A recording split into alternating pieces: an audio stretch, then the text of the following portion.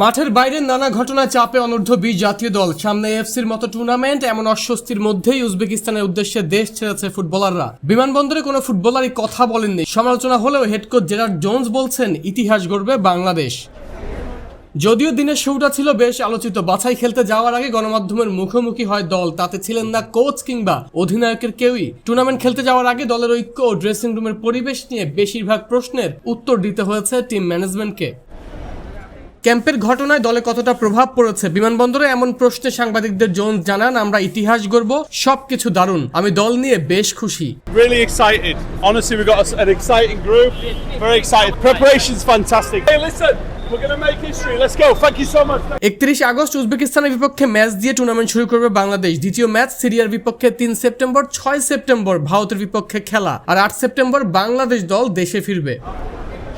চীনে হতে চলা আসরের নিয়ম, 8 গ্রুপের চ্যাম্পিয়ন সরাসরি মূল পর্বে খেলবে। তাদের সাথে সেরা 7 রানার্স আপ দল পয়েন্ট, গোল ব্যবধান ও অন্যান্য যোগ্যতা পেরিয়ে কোয়ালিফাই করবে মূল আসরে।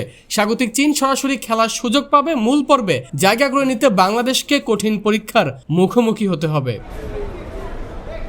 আরমান হাসান, কালবেলা।